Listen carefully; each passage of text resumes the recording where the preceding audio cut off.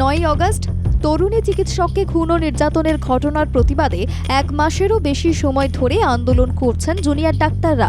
চিকিৎসকদের লাগাতার আন্দোলনের জেরে হাসপাতালে এসেও পরিষেবা পাচ্ছেন না রোগীরা।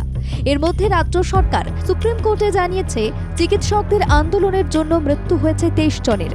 6000-এরও ওপর রোগী ভোগান্তির শিকার।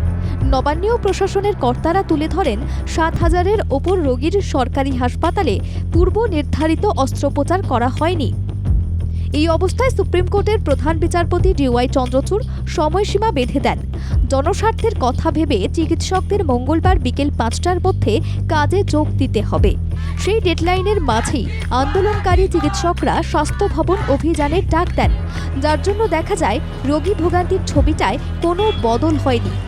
আমাদের প্রতিনিধি আরজি করে গিয়ে রোগী ও রোগীর পরিজনদের কাছে পরিষেবা কিরকম মিলছে তা জানতে চান। অশোকনগর থেকে অসুস্থ অবস্থায় আনা হয়েছিল এক মহিলা রোগীকে।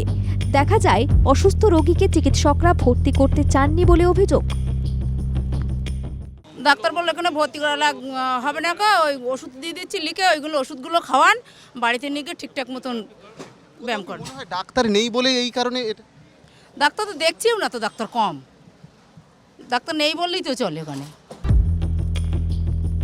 1 মাসের বেশি সময় ধরে মিলছে না সঠিক পরিষেবা না মেলায় রোগীরা বলছেন জীবন নিয়ে টানাটানি হচ্ছে। চিকিৎসকরা যদি হাত গুটিয়ে থাকেন তাহলে কি করে মানুষ সুস্থ হয়ে এই স্বাস্থ্যের প্রাণকেন্দ্র থেকে ফিরে যাবেন, সেই প্রশ্নও তুলছেন দূর দূরান্ত থেকে আসা রোগীর পরিজনরা।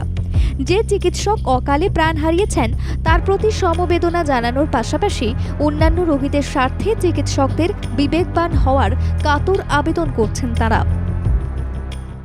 ডাক্তাররাও সেটা করুক যে আমি যদি একটা দূরতে আসি কিন্তু আমি তো ফিরে যাচ্ছি চিকিৎসার জন্য, আমি তো মরে যাবো, কিন্তু সেটা ডাক্তার হয়েছে যে একটা তো ভুল হয়েছে, কিন্তু সে কি করা যাবে। আর অনেক জানলে সব টানাটানি হচ্ছে, আর কি বলবো। রোগীরা চাইছেন যে বা যারা মানুষের প্রাণ ফেরানো চিকিৎসকের প্রাণ নিয়েছেন সেই ঘাতকদের কড়া সাজা হোক।